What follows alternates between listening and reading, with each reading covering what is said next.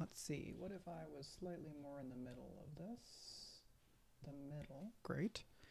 And my microphone is working, lovely. I'm going to add a window. Which window? Not that window. This one. But what if it were not so gigantic? What if like this instead? Ta-da! So I'm going to be assembling my SOTYs list. If you weren't watching last year at the end of December, the SOTYs is a bit that I did as a way to talk about like my favorite things of the year and stuff that I did in the year and what the year was like. I follow video games, and in video games, people do Game of the Year streams, and it's like the folks at Giant Bomb do big long arguments, and the different venues and outlets have their own way of doing things, and I follow them and will watch or listen to different things at different times depending on what I'm feeling like. Having survived grad school, sometimes I appreciate a good like divisive argument where people are trying to prove that the bit of art that they like is the most whatever bit of art in that category. But this is just me finding a way to turn me thinking about stuff that I like this year into a bit of content and making it more fun because it is social and I'm talking it through with folks who are watching, or just being able to do it in a way where I can share my process and see if anybody finds that interesting.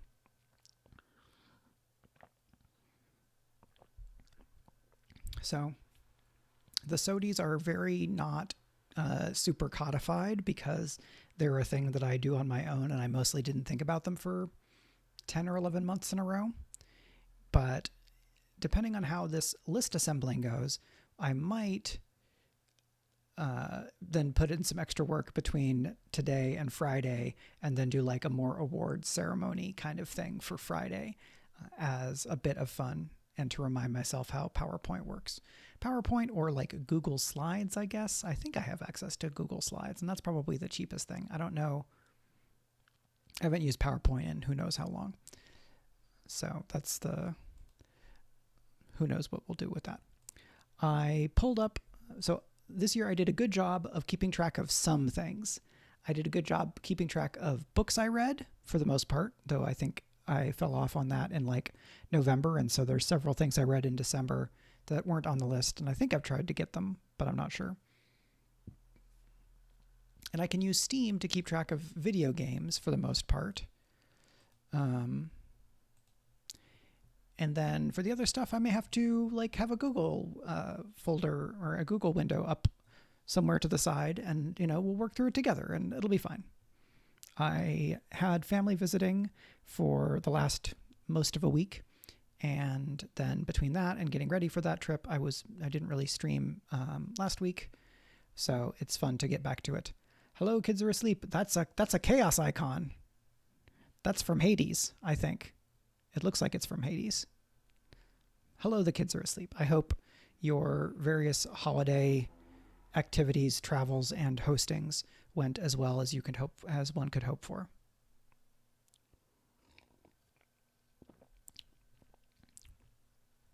All right, so I'm just going to get some Citizen Sleeper, Potionomics, Nobody Saves the World. So I should make this bold and then bold each of these. But if I do a big select, then the things I put in between them will also be bold. So I'm going to do it this way. And let's turn this into a bolded list to save some time.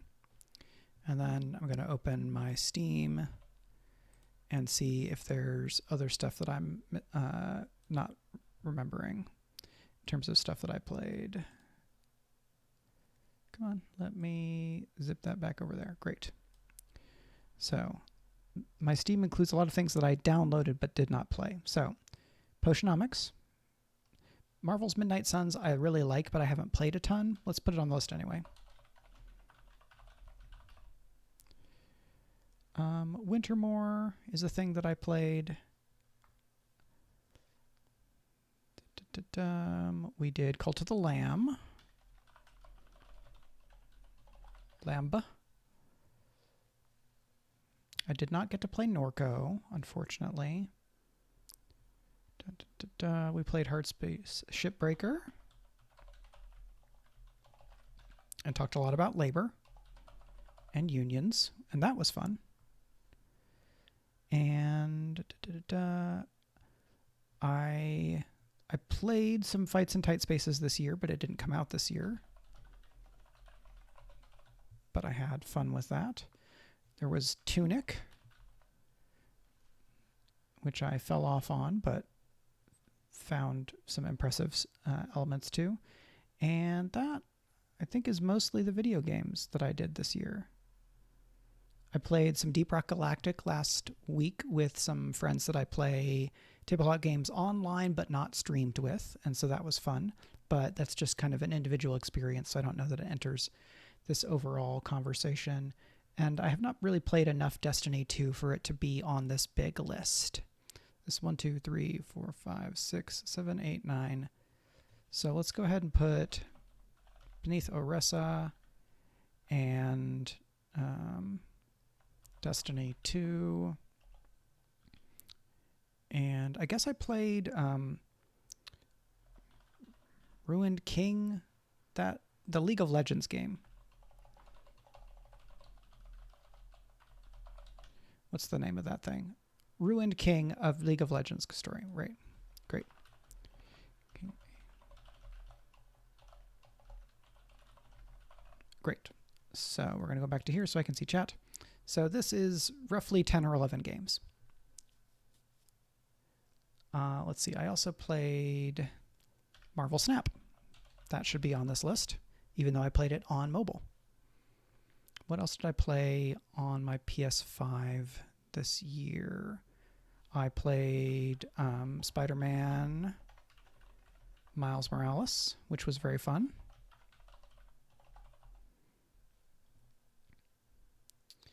I played a little bit of Ghost of Tsushima, but not enough to really evaluate it. I played some Dark Souls 2, but not a ton. I was playing Dark Souls 2 kind of because I was playing Elden Ring. But if I'm being really honest, this is what the year looks like. It's Elden Ring, Citizen Sleeper, and Potionomics, and then kind of everything else.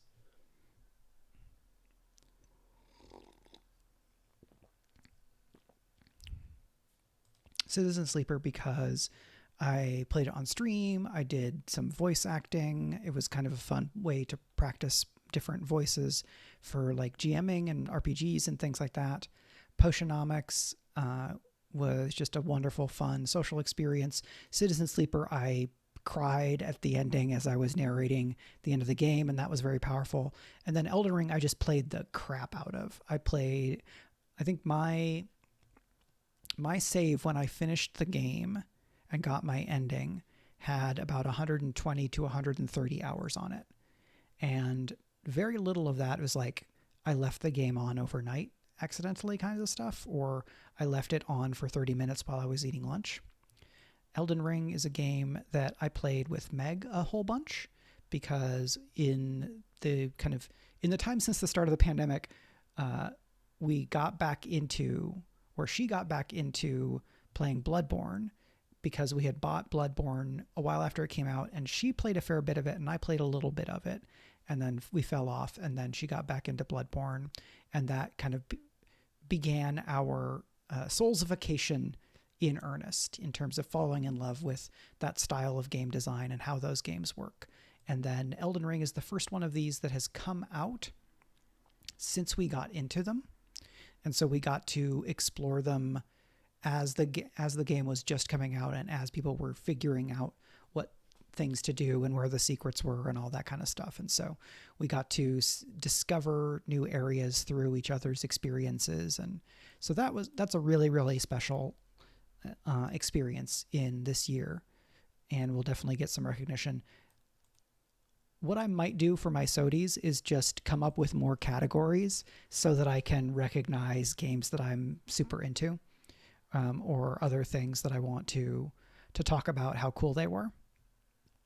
Like the roguelike deck builder design in Beneath Oresa, or some of the environmental and music stuff in Tunic, and how Hard Space Shipbreaker like inspired great conversations like with folks in chat about their experiences in crappy jobs and kind of thinking about the broader economic systems that we all find ourselves in and struggling against. So that's a really special experience for me for this year.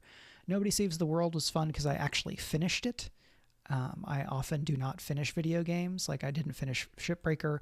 I didn't actually fully finish Cult of the Lamb because I got to the last boss and was not excited enough to keep on doing it. I did beat a run of Fights in Tight Spaces. I didn't finish Tunic. I didn't finish Beneath Oresa. You cannot finish Destiny 2. There is no end to it. It goes forever. I did not finish Ruined King because I kind of just stopped enjoying it enough to want to keep going.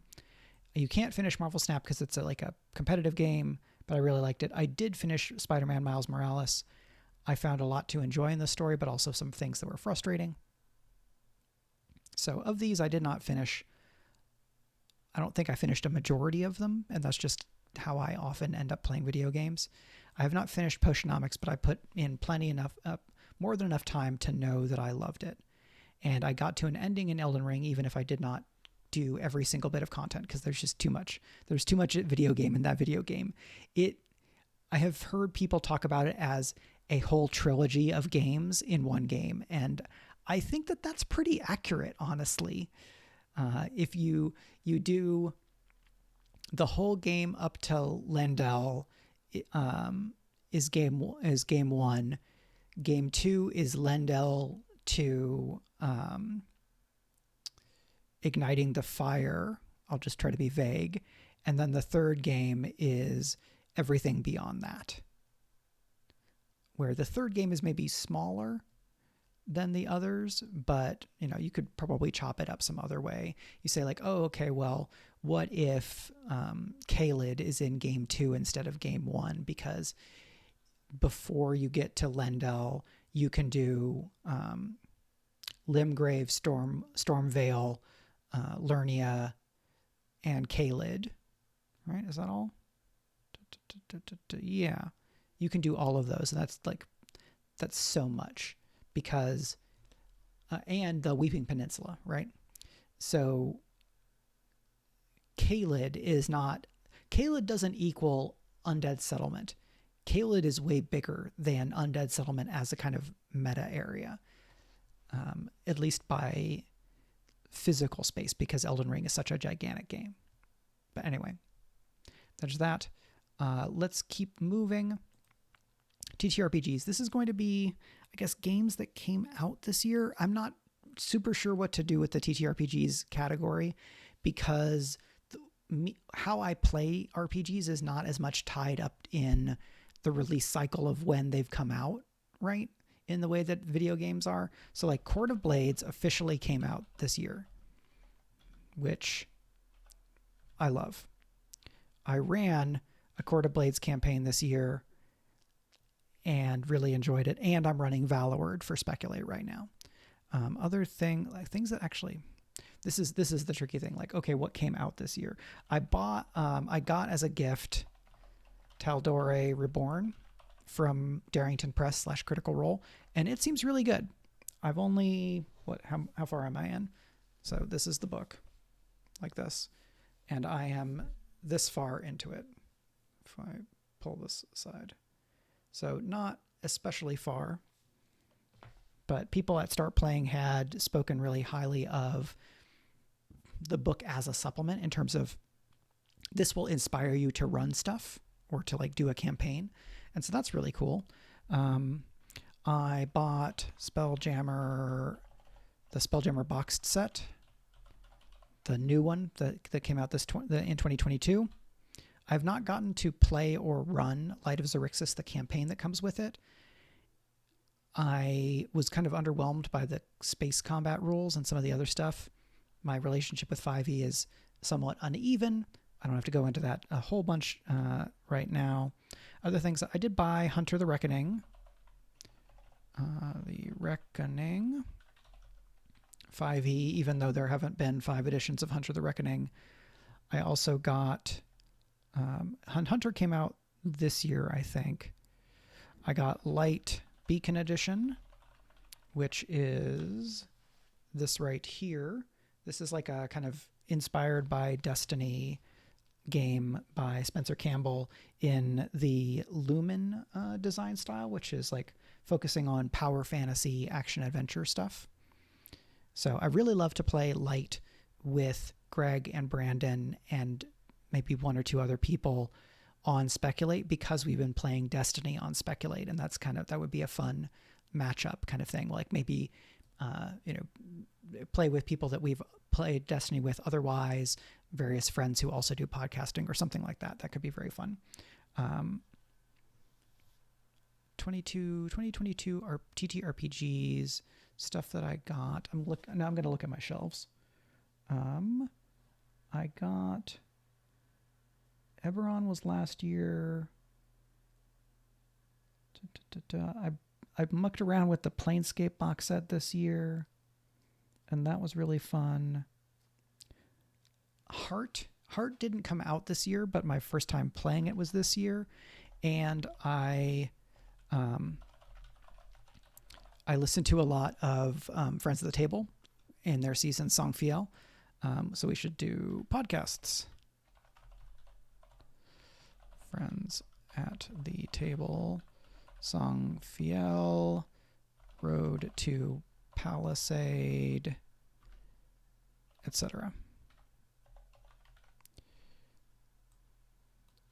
I'll get to podcasts later. I don't want to get too ahead of myself. Okay, let's go on. Let's have these each be on their own page for ease of keeping track of things. So, Court of Blades, Tal'Dorei Reborn, Spelljammer box set, Hunter the Reckoning, Light Beacon Edition. I also bought Nova this year, which is by the same designer, but it's more like more inspired by something like Warframe or Anthem, the kind of doomed BioWare action RPG that I mostly liked, but understand why people kind of burned out on it quickly and soured on the game and all that kind of stuff.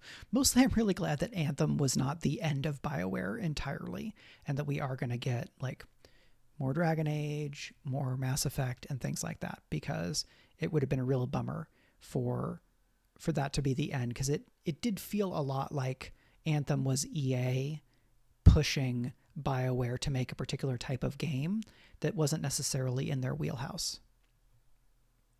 Yeah, Anthem time was scary. Yeah. The Kids Are Asleep is probably a bigger BioWare fan than I am. You can see her playing through the Dragon Age, at least Dragon Age Inquisition on her Twitch stream. Right, Dragon Age getting shoved into the Anthem model as another fear. Yeah, because I played a little bit of that Dragon Age Inquisition multiplayer, and I played a lot of the Mass Effect 3 multiplayer, and I didn't mind those, but I wouldn't have wanted them to be the whole game. So this year I also played Boy Problems. When I ran it for, what was that? Was for Bag of Giving. And I played Lone Wolf that Greg ran for Bag of Giving. I played in a game of Fate for that. I ran Court of Blades, but that's already on the list. And then Lasers and Feelings, the thing that I ran for the Porter's Day Special, which was very fun. And this should become a list like this. And now I'm going to go to my itch.io page, and see if there's, oh, Ex Novo. I should put Ex Novo on this list. That was great. Ex Novo is like a map building, setting building game, and we used it to build kind of the environs of Valor Isle for Valorword, and that was really cool. There's the games. I picked up a variety of games that I haven't got to play but seem cool, and I'm excited about them. So let's view all the things. Now I'm looking. The trick of looking at stuff that I bought this year is that I buy itch.io bundles, and so there are probably 2,000 titles in my itch.io library that I just have not engaged with in any way, shape, or form, and that's kind of daunting.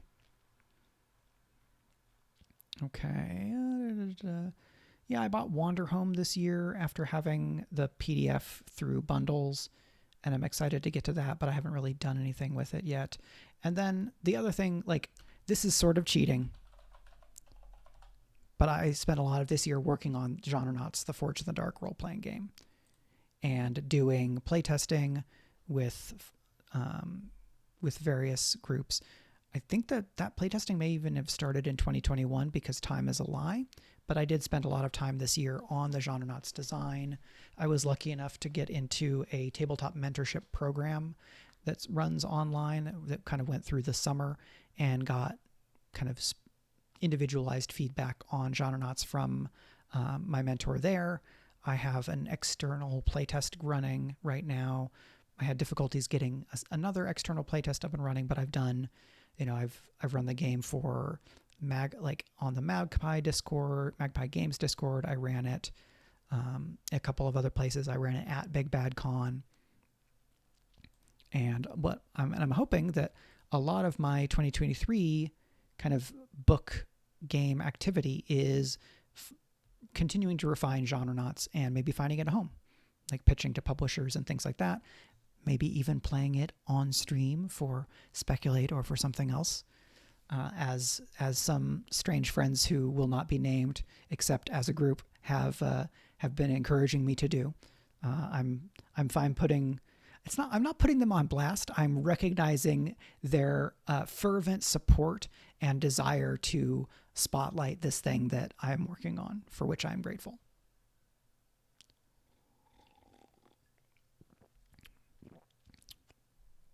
So I think that's pretty good for RPGs. I don't know how I'm going to award a thing in RPGs because ...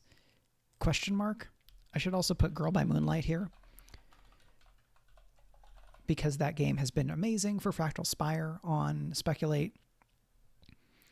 The way that we have played it and the way that we have engaged with that game is really fun because it's been sustained and deliberate in a way that I haven't done with a game for Speculate before, because we're all more experienced telling stories through RPGs together, that such that coming into Fractal Spire, we had a better sense of what we could do, what we wanted to do, and how to communicate with one another about getting the story that we want, while still being surprising and surprising one another and ourselves, to get what we want out of a game and to be in dialogue with a game and express that through play.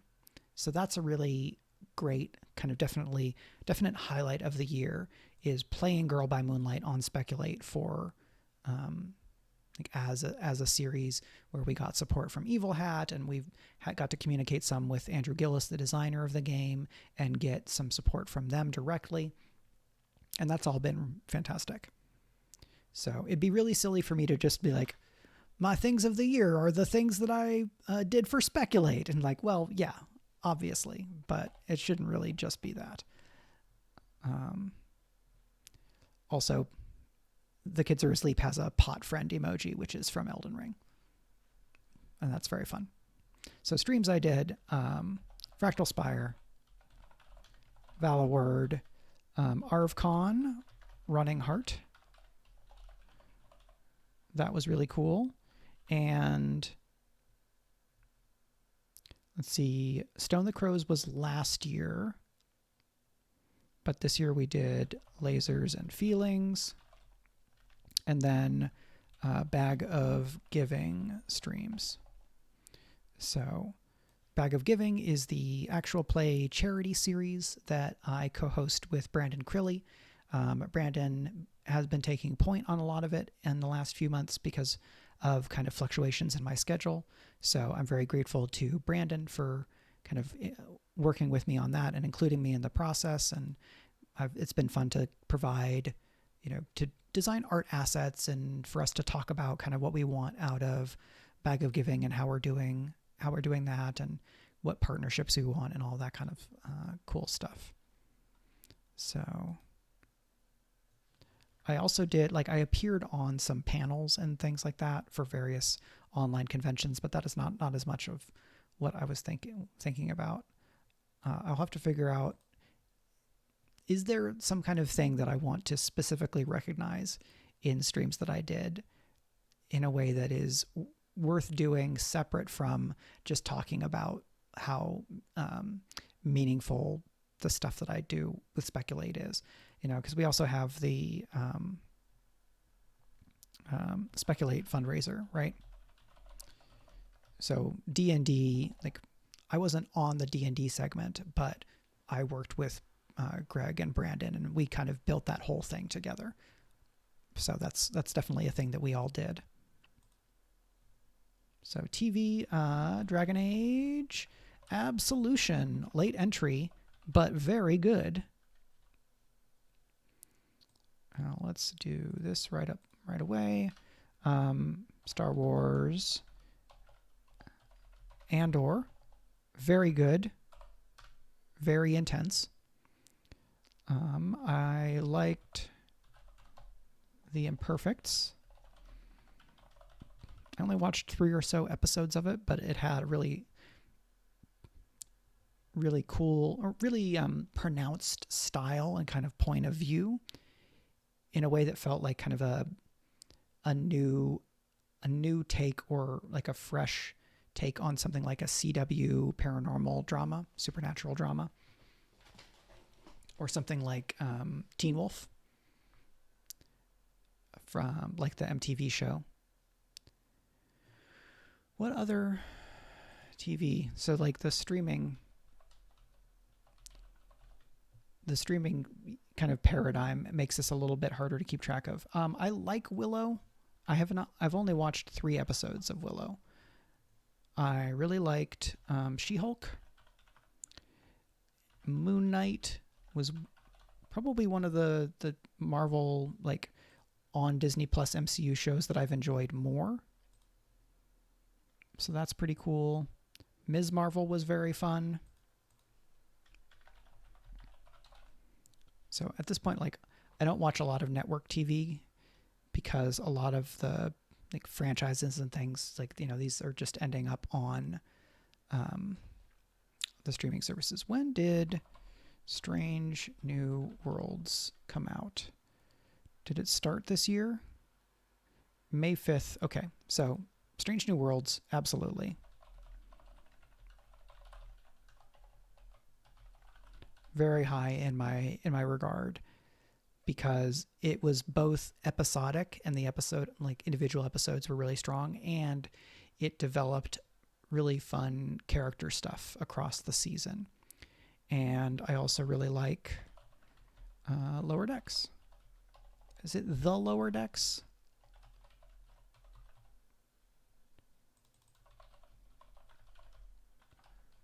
No, it is just Star Trek Lower Decks. Great. So Lower Decks didn't launch in 2022. The 3rd season launched in 2022. I haven't finished watching the 3rd season, but I really like it. I want to find other, basically original 2022 TV shows, because I'm very aware of the fact that most of this list is adaptations of IP owned by global mega corporations, and I want there to be space for new things in the world, and adaptations of not super gigantic stuff. So something like the Peripheral. William Gibson is a science fiction kind of legend, but William Gibson as an individual storyteller does not have the broad cultural and economic footprint that Disney does. And so it's useful to talk about those as being somewhat distinct from one another. Like, I liked the Sandman adaptation. It doesn't need me to shout it out. Like, the amount that I liked it is not high enough to make up for like being this like super gigantic cultural thing. I did not like the Obi-Wan Kenobi show that much. There are a couple of really good fight scenes. The young Leia was good. I liked First Kill. It was absolutely gonzo. Invisible City. Is that... Have I heard about that? I do not remember. I have heard about this. Yeah. Brazilian folklore. Yeah, that does sound interesting. So much stuff comes out that I just cannot even, like, I feel for people who are professional media critics, because good luck. You know, even if you're a media critic on the science fiction fantasy television beat, it's like, okay, that narrows things down a little bit. And then you're still just absolutely flooded by stuff. I did not watch enough Peacemaker to get a real sense of it. I did not super love the bits that I saw, but I feel like I was reacting to things that I was reacting to some of it in the way that I believe the creators intended me to, rather than reacting against the creator's intent. So that may be worth going back to a bit. Look at all these TV shows I did not watch.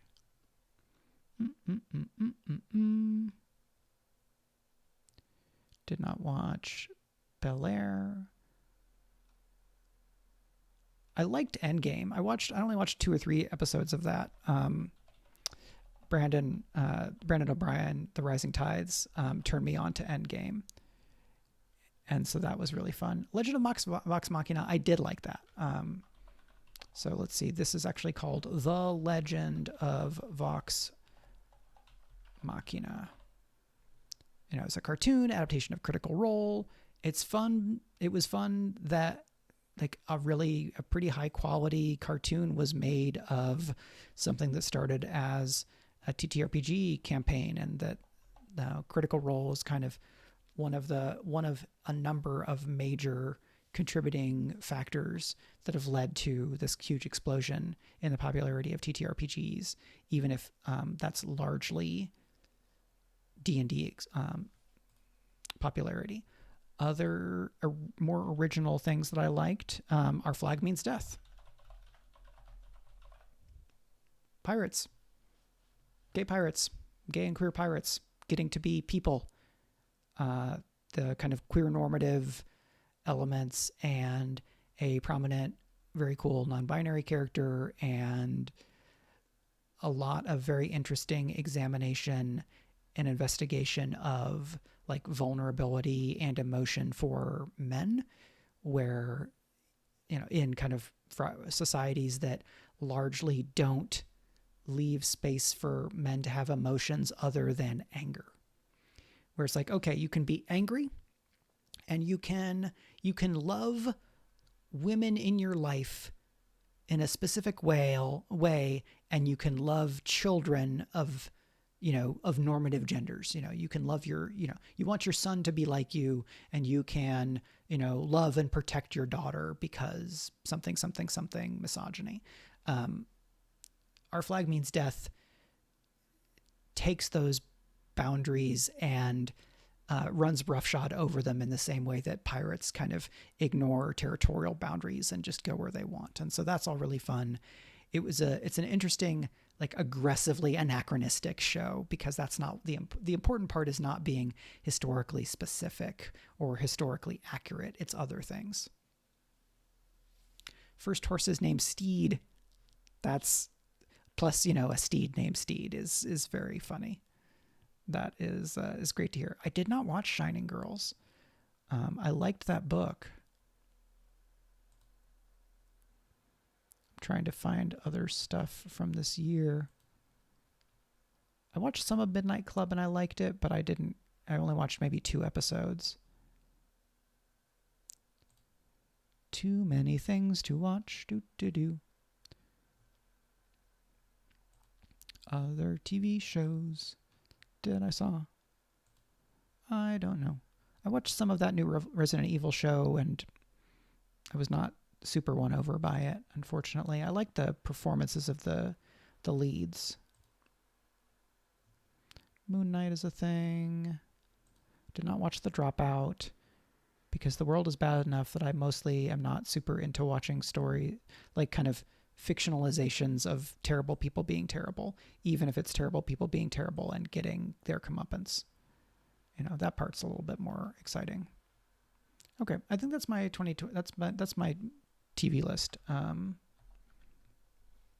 Movies.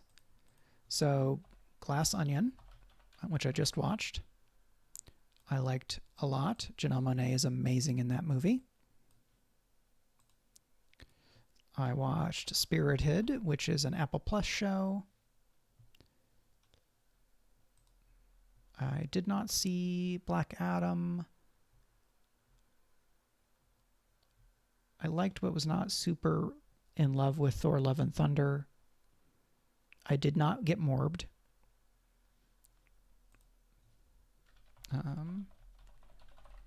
Multiverse of Ableism. Fuck a bunch of Harry Potter. I don't watch a ton of movies at this point that aren't like science fiction, fantasy, adventure things. I have still not gotten to see Everything Everywhere All at Once. I was waiting for it to come to some streaming service that I have, and I think I'm just going to have to pay to rent it or buy it, and that's fine because it seems like it'll be worth it. I did watch and like The Princess, which was, I think it's a Hulu original with what is the name of that lead? She was very good.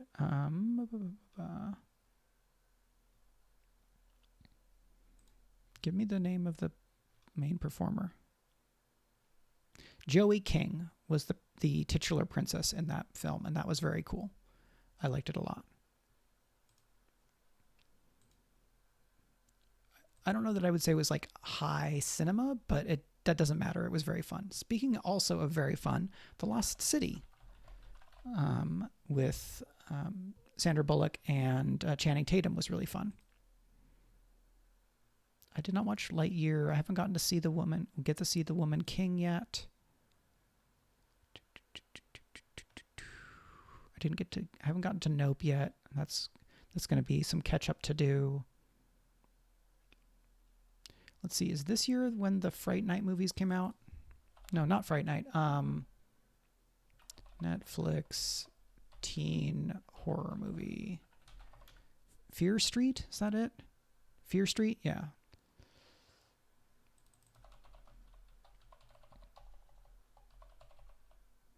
Okay, looks like the Fear Street movies came out last year. I liked those. Okay, I think that's it for movies. Again, not as many movies. Podcasts. Friends at the Table. I got into Three Black Halflings this year, which is really fun. And I got to meet one of the co-hosts at Big Bad Con and have a great conversation with him. So I'm hoping to keep listening to that show and maybe see if there's some, like, if I could have one of them on Speculate for an interview or a one shot or something, that'd be amazing. I know they're very busy and like that show is in HeadGum, which is like a major comedy podcasting network that has not another D&D podcast. So lots of connections. They're probably very in demand in terms of people who want them to hire them to do things and things like that. But Three Blacks Halflings, very fun show that I like. I'm just going to go literally to my podcast app. Waypoint Radio is kind of a constant in my life. It is my kind of home base in terms of video game coverage. Waypoint Radio is also not so secretly a leftist politics and media criticism podcast because of who is on it. So the criticism from folks like Rob Zacny, Natalie Watson, Gita Jackson, Renata Price, I don't remember if I said Rob Zacny. Austin Walker used to be kind of a mainstay there because he was the original EIC for Waypoint when it was founded about 6 years ago. Waypoint Radio also does some others, like they have kind of Waypoint Plus subscriber specific podcast things where they do media analysis, and I didn't listen to all of those, and that's fine. But I want to shout out A More Civilized Age. This is a Star Wars podcast that is some people from Waypoint and some people from Friends of the Table, because Austin was kind of like the overlap point between those. Austin Walker, the now game designer and co-host / GM for Friends of the Table, is also on A More Civilized Age. I got back into A More Civilized Age, which normally covers Clone Wars, because they were covering Andor, and I was really liking Andor. So, especially their Andor coverage here in podcasts. Dungeon Master of None, I've really enjoyed. This is a kind of DM GM facing RPG podcast. You know, they'll do like reviews and breakdowns and kind of tweaks of like D&D modules as they come out. Other things for me. So this year, this is, I met the folks at Queen's Court Games, specifically Aaron and V, and they have a couple of new folks who are on staff, and I've got to talk with them a little bit on Queen's Court's Discord. Their kind of flagship show is a Vampire the Masquerade campaign. They've also done a variety of one-shots and things, and so I've gotten to watch some of their stuff live. I've listened to other things on podcasts or watched like the video on demand for those. So shout-outs to the folks at Queen's Court Games.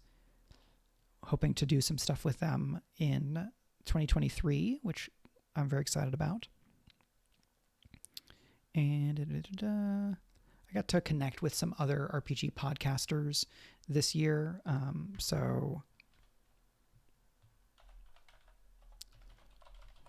Richie Buzzkill of Full Metal RPG, Ross Payton of Role Playing Public Radio. Just trying to remember more people. Limithron, who does like maps and Pirate Borg, and Nikki at Behold Her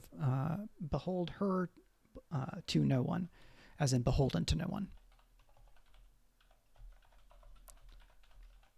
But also Behold Her, because it's like largely women-centric and so on. So that's fun.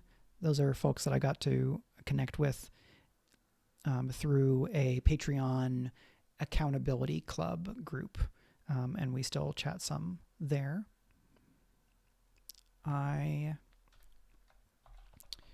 kind of not only this year, but this year I kind of did more of getting into the Glass Cannon. Glass Cannon Network, the Glass Cannon podcast started off with a Pathfinder first edition campaign. I think Giant Slayer was their like flagship show, but now they've expanded, and they brought on the folks from Stream of Blood, and Jared Logan has been running a Blades in the Dark campaign called Haunted City that I really enjoyed, but I've also been watching and listening to some other Glass Cannon stuff. And also The City That Never Sleeps, which is like a Prohibition-ish era Blades in the Dark campaign, where that creative team at Clever Corvids, who originally did the Magpies podcast, have kind of built their own. They've kind of built what the Imperial City would be like some number of years past the Blades in the Dark timeline. So they're kind of using that setting, but really making it their own and doing some fun stuff with it in the kind of found family misadventures style that I often really like.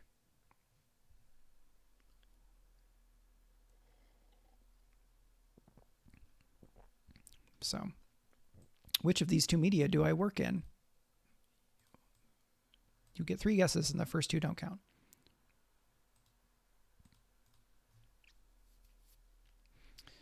So back to Friends at the Table real quick to call out specific things. Their kind of folk horror / pseudo Western season Song Fiel wrapped up this year. And as someone who, like, I used to live in Texas and lived a lot of time in the Midwest, have my relationship to the Western is not insubstantial in terms of, I fell asleep to Louis L'Amour books on tape, on cassette tape a lot when I was a kid. And, the first Genrenauts novella is a Western, and the Western as a genre is something that I think is kind of becomes a big thing to tackle or to reckon with as a U.S. American storyteller, because of the Western largely being focused on what becomes the Western regions of the United States of America, and then ties into things like colonialism and racism and nationalism and misogyny and a whole bunch of other things. But Song Fiel, by being set in not Earth, avoided some of those challenges and then took on other challenges intentionally in terms of dealing some with indigeneity and other social matters. Like Friends at the Table, if you want a TTRPG podcast that is really grabbing hold of and tackling and wrestling with kind of sociology and the political and its connections to the personal and storytelling, Friends at the Table is a great place to go and check that out.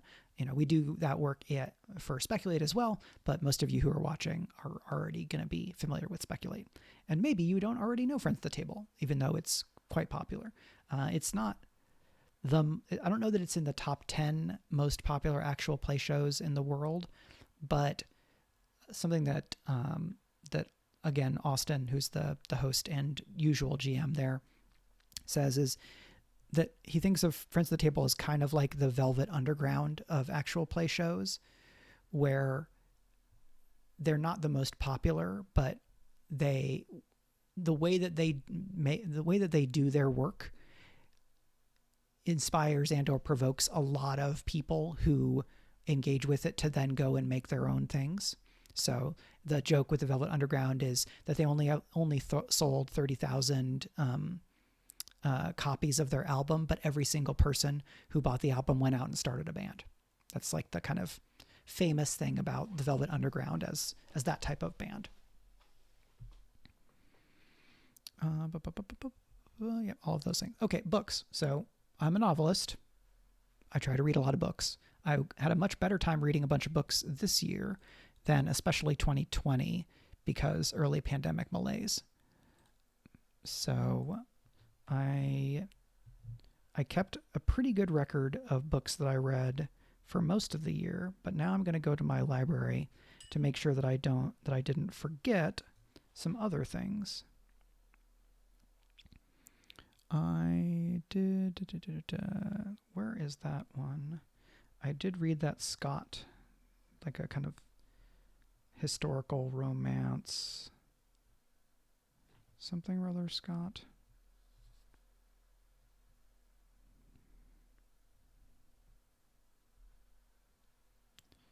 No, that's not it. When a Scot Ties the Knot by Tessa Dare. I like that. I like that book quite a bit.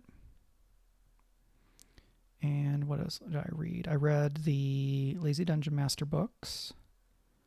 I did not finish Dungeon Crawler Carl because I got the point. All right. So out of books that I read, what are the ones that I want to shout out? Love and Other Disasters is a queer contemporary romance about contestants on like a Great British Bake Off type show, but it's American.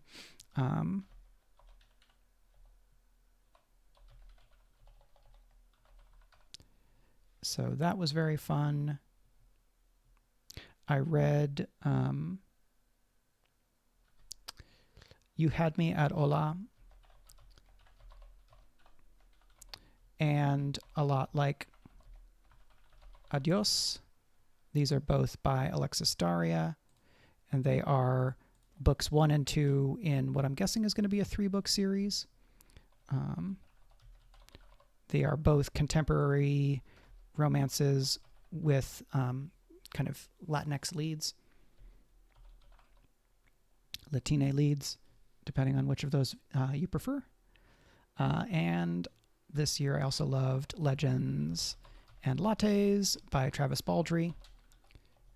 I was delighted to see that book absolutely blew up, got picked up by a major publisher and put out much more broadly, so that, many people got to see it. I would not be surprised if this book ended up on the Hugo and/or Nebula and/or Locus award lists, based on the reach that it found, and that's really cool.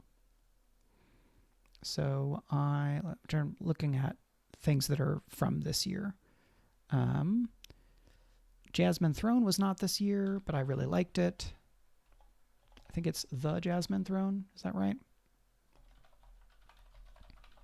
By Tasha Suri, which is very, very cool. I read a lot of the Dungeons and Dating books by Catherine McIntyre. Is that McIntyre? Yeah, great. These datings, yep.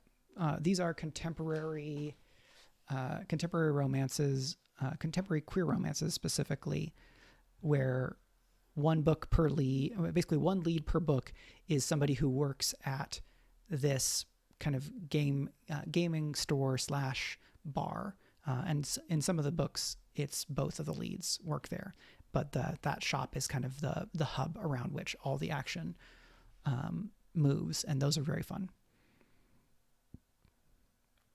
I read some kind of schlocky progression fantasy stuff, most of which was fine. Some had cool ideas, but not necessarily things that I feel like I need to spotlight. Most of them sell very, very, very, very, very, very well. They're fine. So this is also the year that I got into the Becca Syme Quit books, and working with the Better Faster Academy, which is the kind of company that she runs that does like author coaching and works with the Clifton Strengths system, trademarked, registered, Gallup, blah, blah, blah, blah, blah. I don't own it. This year, I also read Far Sector by N.K. Jemisin and Jamal Campbell, as well as Nightwing Leaping into the Light by Tom Taylor and Bruno Redondo, and I really liked both of those. I've not been as much into comics in the last couple of years because I've been focusing more on TTRPGs and that space. Anything else? I do want to shout out A Lady for Duke by Alexis Hall. This is I think it's the Regency. I don't actually know my European history especially well. This is a romance it's basically a friends to lovers romance about childhood best friends, where the one of the leads, or they both go to Waterloo, and one of them is seriously injured at Waterloo, and that presents her with the opportunity to transition and live her life as who she actually is, instead of kind of pretending to be a man. And so the other best friend was not in on that truth of hers. And so they meet again through a variety of circumstances, and she is very conflicted about kind of being open about who she is with him, in terms of like recontextualizing their relationship. But of course, because it's a capital R romance, they do their the kind of what their relationship meant when the guy thought that they were both men, and how that kind of is reframed into a romance, I think was really cool and interesting. And the book deals with kind of trauma and PTSD and some pretty heavy stuff, while also doing the capital R romance thing of like, it's going to be fine. They're going to be fine. They're going to be happy together. You don't have to worry about that part. They may just go through some shit to get there. And I will also shout out the Lazy Dungeon Master Returns, Sly Flourish, who is Mike Shea, I believe. Shea, I think it's that way. Let me double check.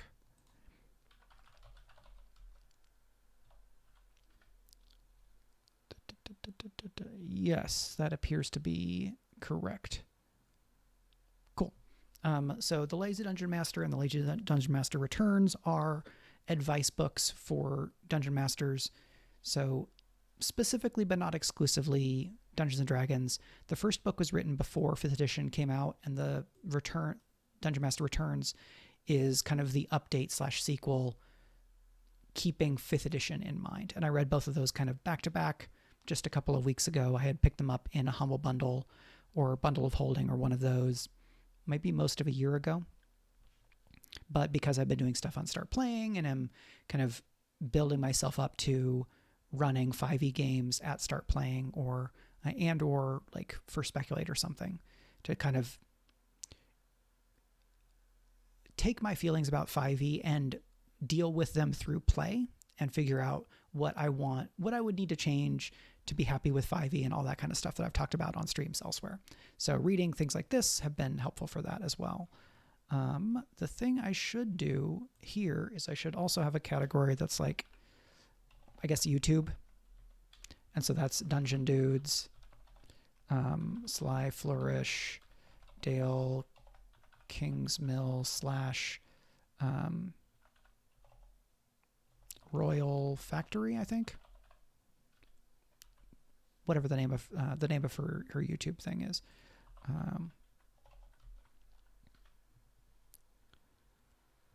What is your YouTube name? It's Monarch's Factory.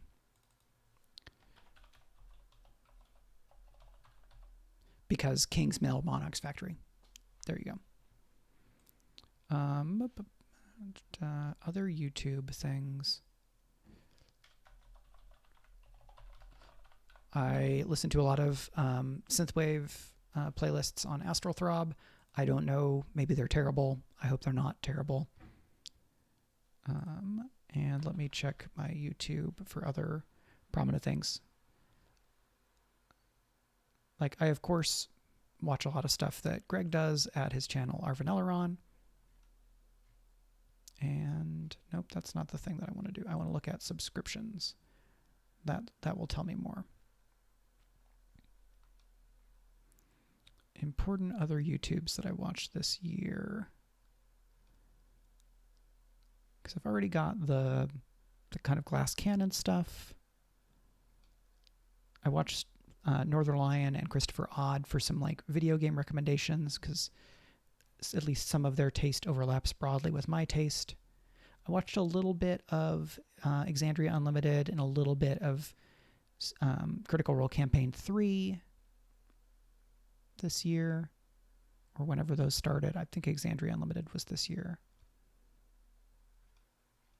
Okay, but I think those are the big ones, kind of for the YouTube, for the Dungeons and Dragons kind of stuff. I don't know that I'll keep this as like a category.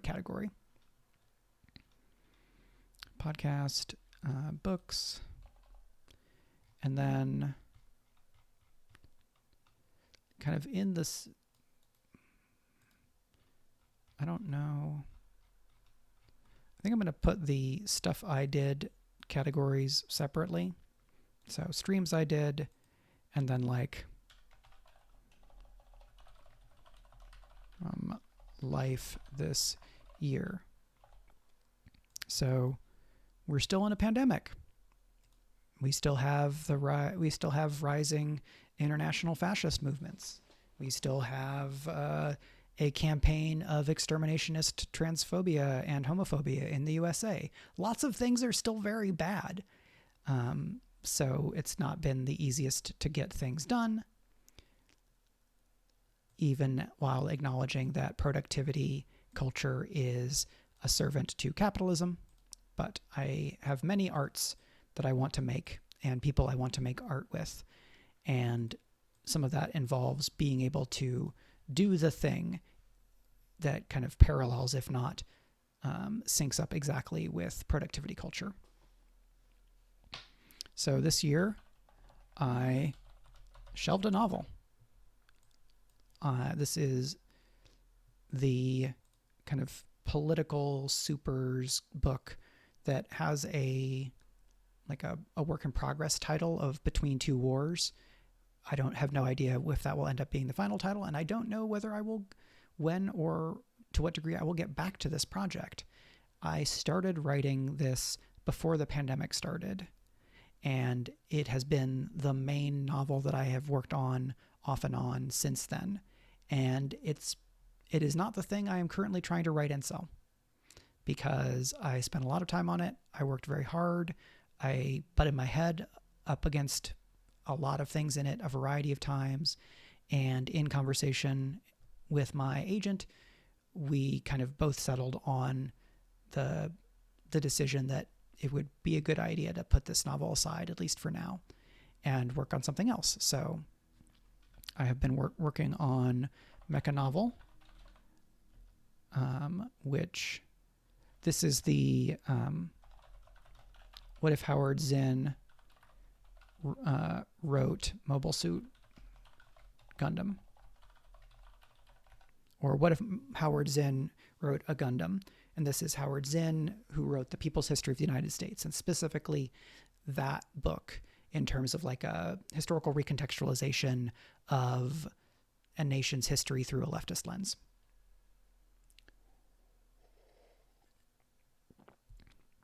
Because I'm never not on my bullshit. So that is in progress. That is the thing that's the fiction that I will be focusing on in 2023, unless something else comes along or I decide to focus elsewhere. I've had a bit of a rough time with this Mecha Novel. I got like 25,000 words in and have just kind of stalled out a bit. So I've given myself the leeway to just not think about it very much and work on other things, with the hope that when I come back to it, I will have some more energy for it. The Kids Are Asleep says, "It's good bullshit, Mike." Thank you. I really appreciate it. Any time that the kids are asleep and I can talk about capitalism and how to make the world better is probably going to be a good day. So, Genrenauts, RPG, Forged in the Dark. So I worked on that a lot today. Or this year, I kind of wrote a whole RPG in a weekend. That is the only logical solution.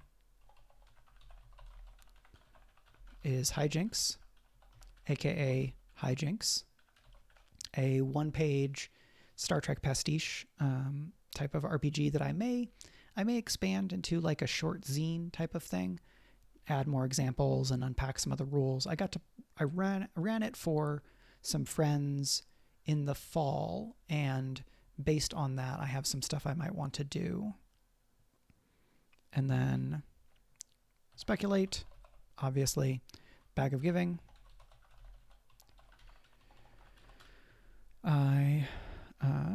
Better, Faster Academy. So I did a lot of intentional, focused professional development work this year, partially to help me try to like get out of the rut that I was in with Between Two Wars. Working with the Better, Faster Academy, which is run by Becca Syme, who did the Quit books and like all that kind of stuff. I also did the tabletop mentorship program this summer into the fall, and then Big Bad Con and PAX U, like the first in-person conventions I've been to since the start of the pandemic, and GMing at startplaying.games. where I've got a Blaze in the Dark game running that's been an absolute blast. The players there are wonderful and it's really fun. Running games for Start Playing is cool because it happens regularly. People who are paying to play are much more likely to make their schedules work for that game. And knowing that I'm getting paid makes it easier for me to make sure that my schedule does not get in the way of that, except when absolutely, absolutely necessary. Like next week when Meg and I are going on vacation, I'm not going to run a game while we're on vacation because that's kind of against the idea of vacation.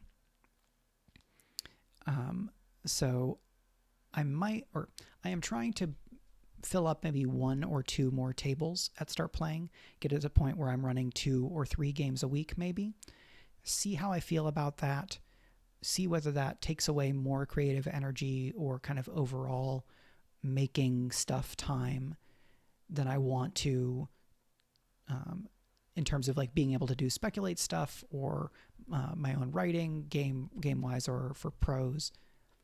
But running TTRPGs is really emotionally fulfilling for me as well as creatively fulfilling. And these are, very interlinked because it is social. It is collaborative storytelling. And it is also something that makes me money. And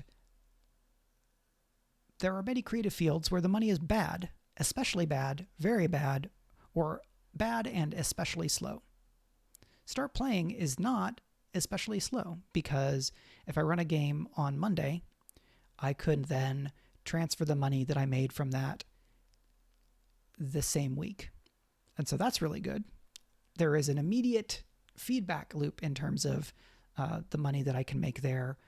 And thinking about it as, what if this is the equivalent of me getting a part-time job so that I can like be in the world / talk to people, like getting socialization, which is very important for me in terms of like enrichment as a human being and a social monkey.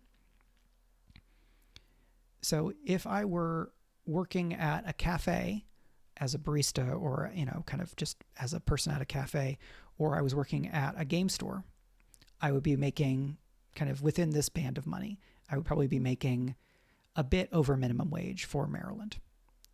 If I compare that to the money that I make at Start Playing, it's pretty good.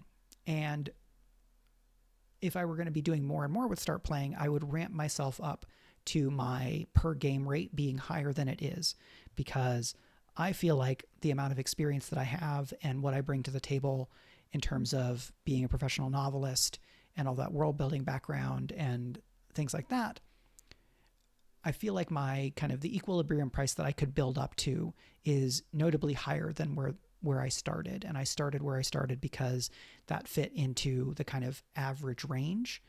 And as someone who is not established on that platform, I needed to be able to get momentum and build up an audience or a clientele that I could then have as social proof that would justify kind of being able to charge more or make kind of more of a career out of it. And I don't know where that all leads.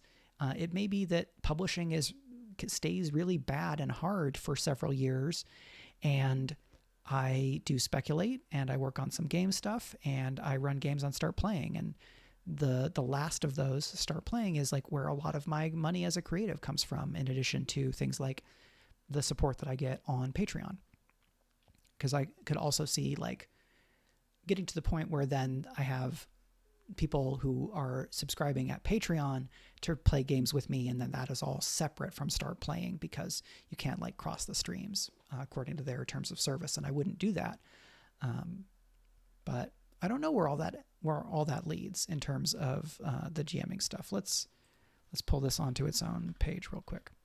So I'm going to talk about this, I think, again a bit on the Friday stream as kind of a year in review thing overall, and not just being a award show, because it'll just be me talking to you and reviewing stuff that I really liked. So how many quote unquote categories is this? 1, 2, 3, 4, 5, 6, 7, 8, 9. if I do one award per category. I might have several awards for some of these because Elden Ring and Citizen Sleeper meant very different things to me in terms of why I liked them and what they meant to me for this year. So that is that. I didn't really engage with a lot of new music this year, so I don't think it makes sense to have a music category other than Astral Throb, that kind of listening to a lot of synthwave playlists as like writing music. It'd be great to engage with more music in 2023 in terms of like finding new bands and getting recommendations and that kind of stuff. But I don't want to set myself too many tasks for the year of like, all right, here is my big ambitious to-do list for 2023, and the enormity of it will mean that I don't do any of it. Like, no, I don't. Let's set achievable goals that I can break into smaller chunks where I can be motivated to do the things that I want to do so that I can kind of be happy with my creative life without feeling like I am setting just frustratingly or depressingly high goals in terms of like, well, if I don't write 200,000 words of prose next year, I'm a total failure. Like, no, what if I didn't? What if I didn't have to do all of that? And I'm in a position where I have some of that flexibility, which is really nice. I've been using the daily word count spreadsheet this is by Christy Yant, I believe. Apologies if that's wrong. And I haven't perfectly kept track of anything, but from what I have logged, I wrote at least 62,438 words this year. And most of that is fiction. I would say maybe 15 to 20 something thousand of those words are Genrenauts, the Genrenauts RPG. And then there's probably another 5,000 or so of fiction that I have written in RPGs as like basically not actually play by post, but like here's my character's journal and here's some in-character stuff. And maybe it's more like 3,000 than 5,000. So, I don't know that I'm going to get up to 80K for the year where, 80,000 words is a novel and I'm writing about a novel a year. Maybe I can do that next year. Maybe I can write between 80 and 100,000 words of prose next year, especially if I include like genre stuff or other game things. Maybe that would be good. So I'm going to try to use the sheet again. I also just this week got the ADHD Anti-Planner by Danny Donovan, which had been delayed for a variety of reasons, including like ADHD. So here's the link to that. So it is called an anti-planner. It is very consciously not you have to use this every day thing. It is meant to provide exercises and tools and tricks for getting unstuck or getting, dealing with various challenges that life with ADHD might posit to someone, like being unmotivated or feeling overwhelmed or feeling uninspired and things like that. So I'm hoping to be able to put that to use and to do more professional development in the next year, because I think that was really a really good thing for me to put time and effort into this year and feeling like I was getting somewhere with stuff. And of course, next year I've got Brandon and Greg and I have great plans for Speculate. We're going to be wrapping up Fractal Spire, the Girl by Moonlight game, continuing Valorward. Valorward maybe finishes next year, but maybe it doesn't. I'm hoping at least to play a bit more regularly, and then we're going to do some additional stuff, whether that is like some extra one-shots or some mini-series and reaching out and doing crossover things with other actual play people. Like all of that is in the mix in varying degrees of planning and execution. So I'm excited about all of that. I'm going to come back to here real quick and make this go away. Is this going to go away? No, I don't need that here. That can go away. So I'm going to okay, I guess I'm too tall for this. What if you went up a little bit? Here we are. So that's that. On Friday, I will do the actual more award showy part of the SOTYs. I don't know how much time I'm going to put into like the slideshow part of it, so it may not be fancy. All of this is just me using this as a kind of a framing device for talking about my year and what I've done and working through all that kind of stuff and sharing it with y'all. So don't necessarily expect anything fancy. And then maybe I will do something fancy and it'll be a fun surprise. I don't know. There's a certain degree to which some of this streaming stuff is so that I go ahead and do it. And like making a little bit of external accountability makes me more likely to do it. Or I get to take a thing that would be solitary and make it into a bit of a social thing. And that's all really good. So that's that. I'll come back. I'll do some kind of thing on Friday. Unless, I intend to do something on Friday. And then next week I will be on vacation and I will not be streaming. I might record a video at some point as like a vlog and then post it when I'm back. Because I will be going to Galaxy's Edge for the first time. And, I'm hoping to, we have reservations for Oga's Cantina. We have reservations for me to build a lightsaber. I'm hoping to get to ride Rise of the Resistance and the Smuggler's Run, Millennium Falcon thing. And, I may have a time when I am bursting full of Star Wars emotions and I want to do something about it in terms of like making a record of that. And so that's the kind of thing that might happen, but it is not, it's not like on my list of things. On Wednesday, we'll make this vlog. No, but I will be somewhere else. I will try to take pictures of things that I'm excited about so that I can share them on Patreon and share them with other friends and things like that. But I think with that, we'll have reached the end of this stream, the SOTYs, the 2022 SOTYs Part 1, building the list / talking about my year. And then Part 2 will be giving the actual specifics, some award type things, and a little bit more of talking about life. And, maybe people will be around for that aren't around for this. Maybe some people will be around for this that aren't around for that. And all of that is fine. So thank you to the kids who are asleep for hanging out and chatting. Thank you to everyone else who was watching and lurking. And thank you to everyone who watches this on YouTube / anywhere else this ends up, because who knows what's happening with the internet. Will Twitter be here a week from now? I don't know. Twitter's bad right now. Elon sucks. So all that is that. Thanks, y'all. And I will see you next time, probably Friday.